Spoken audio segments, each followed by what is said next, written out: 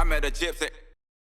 You can't respond and you can't just buy into it. You just got to like do the best you can. It's honestly one thing that watching Danny move the way that he did through the whole McLaren thing, like never did you see him respond. Never did you see him try and come back at all the people that were talking shit on him. He just kept going. He kept going to races. He kept doing his thing. Put out, one statement saying that he was committed to the team and he wanted to do the right thing.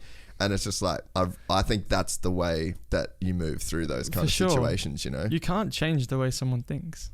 Maybe you can if you drill it into him, but like, can you be effed? When it's millions of people. Exactly. You know what I mean? You might change one person's opinion, but then that person will then have an issue with you trying to change that person's opinion. And it will just create more flair, So if that's what's making that person happy, then fair enough. If that's how that guy wants to approach his life and be going against people and trying to, make people's life miserable and be, harmful in the way they use their words, then that's, I'm sure that guy won't get far in life, going in that direction, being that sort of human being. Maybe he's doing it right for now, but, there will be a time where if that is how that person reacts in situations and speaks of others, it will come to bite them in the back, sooner rather than later. So you can, focus on yourself and what you can do, and maybe, all right, how can I do to get, what can I do better to fix this situation? You know what I mean? To ensure that, I'm always going to get hate. I'm always going to get people trying to, make our lives miserable because it's jealous. You're doing something you love, which the world, also a majority of the world loves and wish they were doing that too. So they're going to do everything they can to try and make you feel shit about it because they wish they were doing it and not you, and that's the reality. So you think, all right, how can I do my best to not, to make people's not perception, but like how Valley, was in the sport in MotoGP. Obviously there's always going to be people that criticize and have hate, but to try and get people behind you, to make them feel involved in what you're doing, really create a fan base that is pushing you forward and not criticizing your every move, instead of being like, oh shit, you just should sack him, being behind you going, it's all good, let's go forward. And I think that's from how you treat your fans, how you respond to your support, how you really sort of create that from the start, and to ensure that you have a solid, foundation around you, no matter what you have there. You'll have the Marquez fans, wanting to kill Rossi, and the Rossi fans wanting to kill Marquez. That's how it is. But as long as, Valet or Mark's got that solid backing of their own people, in essence, that are there to support you and to support you as a rider or a driver and going forward, then that doesn't really matter. You know what I mean? But if you don't have that, then it's difficult because you don't really have that certain sort of, fan group, that loyal base behind you. So you just have, people switching. They're one weekend you do well, they're a Ricardo fan, and then he fucks up and they're like, oh, he's a dick. You know what I mean? What's he doing? And it's bouncing back and forward with depending on who's doing well, how they're feeling on that particular day. But when someone has a solid fan group and fan base like Max, the people that stand out is, Lewis definitely has it, but Max is a standout. He's Orange Army. He's created that. Valet is another one on two. Dude, we were saying the other night, oh, well, you were there. We were like, oi, do these cunts know that Valentino doesn't race anymore? Literally. And there's literally like still 46 everywhere, man. It's because it lives on, doesn't it? They don't just, as soon as Valet retires, they don't go, I'm not a Valet fan. That's what he's created. That's hectic to see. The other thing too that's worth adding is that you definitely, like, when it comes to comments and that whole deal, like, while I try not to buy into it and respond, there are comments that come through that are true. And they're roasting me and they're fucking on point. And it's like, I might not respond and I might not, try to buy into it too much, but trust me, I definitely try and take it on board when someone's right. It's like, fair play. Shit. It's like, good shout, mate. You are correct. I am a wanker. I know. I did fuck up today. Thank you very much. Working on it.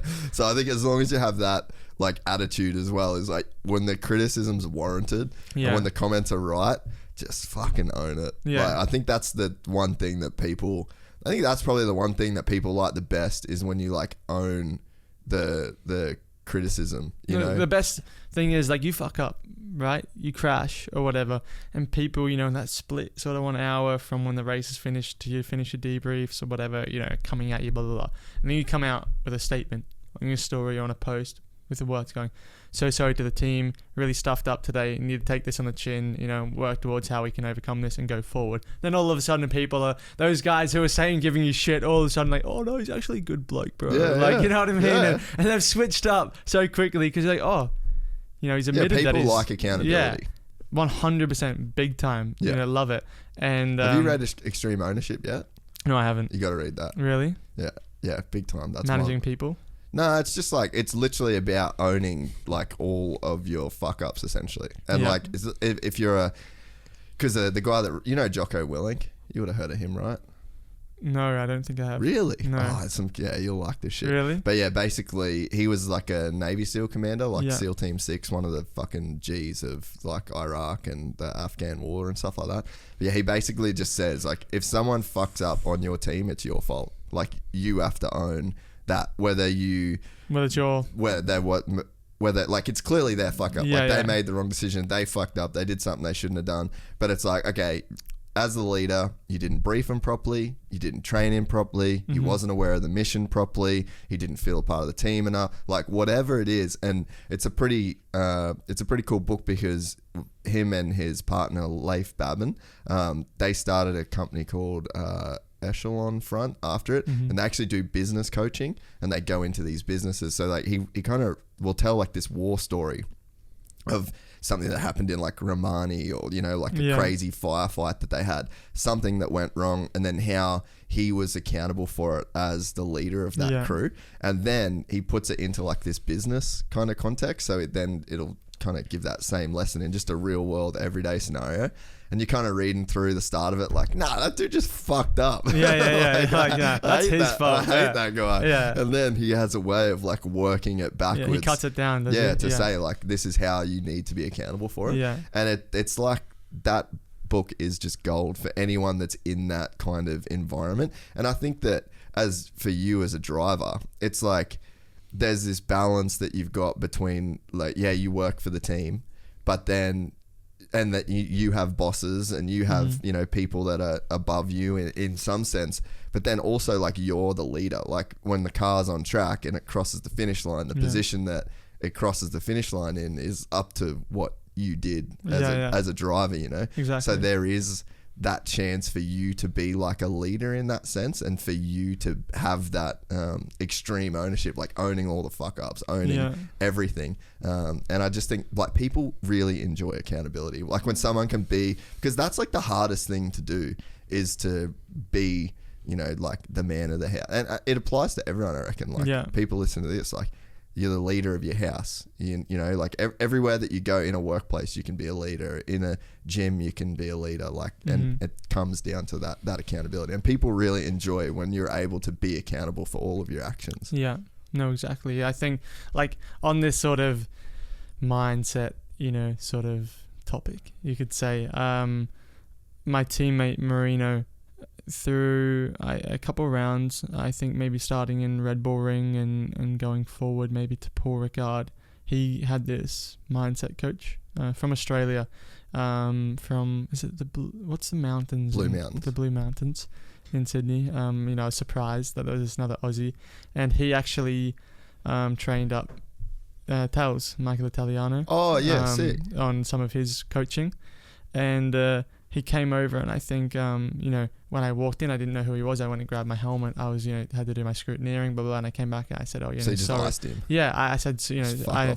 I said, sorry, you know, sorry I didn't introduce myself, you know, I'm Jack. And he's like, oh, no worries, you know, I didn't really have, you know, expectations are just, you know, and I can't remember what he said. He's like, expectations is just a, you know, a lead up for disappointment, or something like that. You know what I mean? You know, like, I didn't expect you to come in and say hi, but if I did and you didn't, then I would have been disappointed. But I didn't, so I'm fine, you know. And it was this sort of, he was going into this way of, you know, not really, you know, if some bloke walks in that you know and doesn't say hi, you know, if you don't really, you know, if you don't have the expectation of him having to come in and having the, you know, there's nothing saying that he has to come in and shake your hand and say hi. You yeah. know what I mean? There's no contract. There's no reasoning for him to do that. So if he doesn't, you know, it's nothing else. But if that doesn't affect you, then you're killing it. You know what I mean? But if he does, that's a bonus. Then all of a sudden, everything, you know, that kind of happens is in a positive way, instead of your expectations being at, you know, a high standard level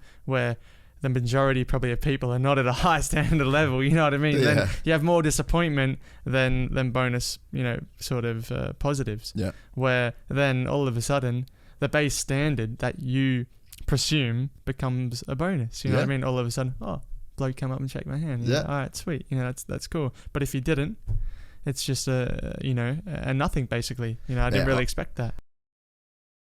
If you enjoyed this content, please like and subscribe. And to listen to the full 3-hour podcast, search Gypsy Tales in your favorite podcast platform or click the link in the description below. Gypsy Gang.